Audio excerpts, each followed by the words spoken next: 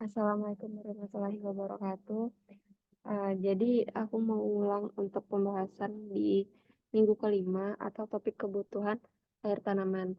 Jadi yang pertama itu buat tabel data iklim bulanan sesuai dengan lokasi daerah irigasi. Yang ini udah ya di pertemuan sebelumnya. Jadi nanti tinggal dimasukin aja untuk data iklimnya ada apa? Ada kecepatan angin, penyinaran matahari, temperatur, sama kelembapan relatif. Nah, kemudian poin kedua, menghitung nilai ET0 bulanan dengan metode tertentu. Ini sepertinya udah dilewatin ya di pertemuan sebelumnya atau belum ya. Jadi seperti biasa, jadi inputkan dulu nilai dari masing-masing parameternya untuk rata-rata setiap bulannya. Nih, aku contohin untuk data yang kemarin. Nah, untuk menghitung etanol, jadi kita bisa ganti metode. Jadi cara mengganti metodenya itu di bagian option, terus kita tinggal pilih mau metode apa. Untuk di Cropper ini cuma ada metode Penman Penman yang ini climate data sama yang dari temperatur data. Jadi kita pakai yang dari data klimatologi. Nah, ini nanti disesuaikan aja sama satuan yang mau kita gunakan. Kalau udah nanti bisa di-save aja. Nah, kemudian untuk poin kedua itu ketiga diminta untuk membuat simulasi pola tanam. Gambar diagram pola tanam dengan 4 skenario waktu tanam. Ada golongan 1, 2, sama 3, dan 4. Nah, jadi di sini misalnya kalau dari sumber yang kalian pakai yang skripsinya itu ada satu golongan itu nanti bisa dijadikan golongan pertama, terus sisanya bisa direncanain lagi.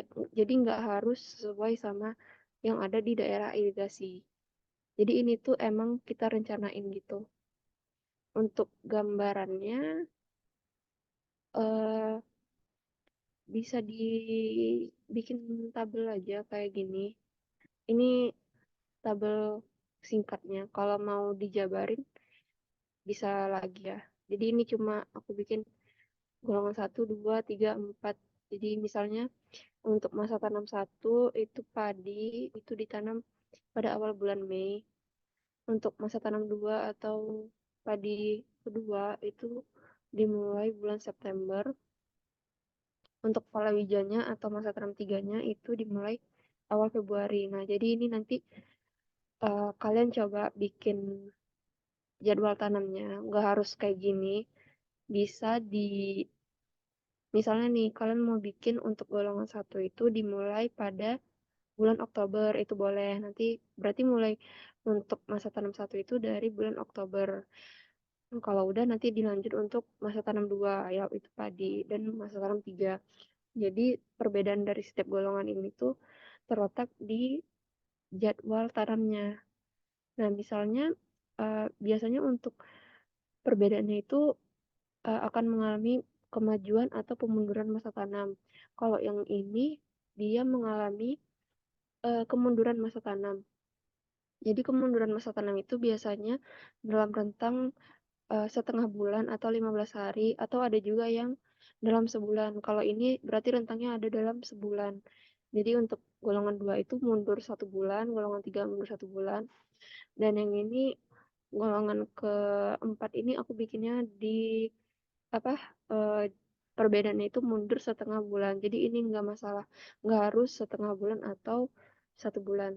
Jadi tergantung kalian mau ngerencanain seperti apa. Kemudian itu untuk gambar diagramnya ya. Kemudian dari poin ketiga ini nanti kalian diminta untuk menentukan nilai koefisien tanaman sesuai dengan simulasi pola tanam yang udah dibikin di poin ketiga ini. Sebenarnya udah masuk juga ya di minggu kemarin.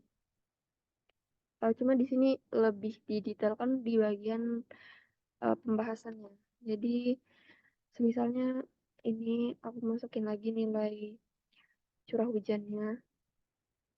Nih, misalnya aku mau bikin untuk padi, jadi tinggal dimasukin padi, kemudian ini nilai KC-nya. Jadi yang diminta itu nilai KC. Nah, jadi kalau kata Pak Oyo harus ada rumusnya. Nah, jadi oh itu buat yang poin kelima. Jadi yang poin keempat ini cukup dijelasin aja untuk nilai KC-nya itu berapa. Misalnya pada ini pada tahap apa ini penanaman itu KC yang dibutuhkan berapa, KC dry, KC wet itu berapa gitu. Pada masa pertumbuhannya KC-nya berapa, pada masa akhir penanaman KC-nya berapa. Jadi nanti dibikin eh, di dalam tabel, nanti kalian jelasin KC dry itu apa, KC wet itu apa, bedanya apa, terus kenapa KC-nya mengalami kenaikan, kenapa KC-nya mengalami penurunan. Itu nanti dijelasin di pembahasan. Terus untuk ya nanti KC itu berarti kalian sesuaikan sama pola tanamnya. Berarti yang kayak kemarin, berarti eh, cara menyesuaikannya sesuai sama tanggal penanaman. Nah, jadi nanti diatur di bagian transplanting date-nya itu waktu tanamnya kapan. Jadi nanti KC-nya juga mengikuti masa tanamnya. Untuk poin kelima itu etek crop. Jadi etek crop itu kebutuhan air tanaman. Jadi kalau ngitung manual itu etek crop itu rumusnya etanol dikali dengan KC. Nanti teman-teman bisa cari lagi untuk literaturnya untuk cara menghitung manual. Nanti kalau mau dihitung manual nanti bisa dimasukin di pembahasannya atau bisa dibandingin sama hasil dari Cropwat. Kalau di Cropwatnya berarti bisa bisa langsung bisa langsung etek bentar etek crop. Oh enggak, berarti etek crop juga ditanam juga di itu manual kayaknya.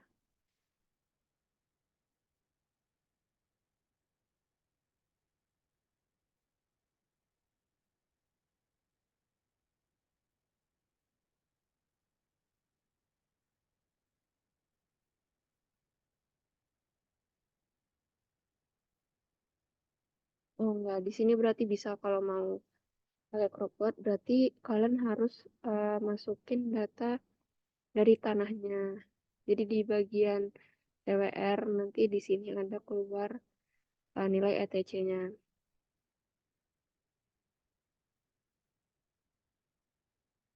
Itu dihitung untuk 4 skenario dari yang udah direncanain. Kemudian buat pembahasan atas hasil perhitungan ET crop.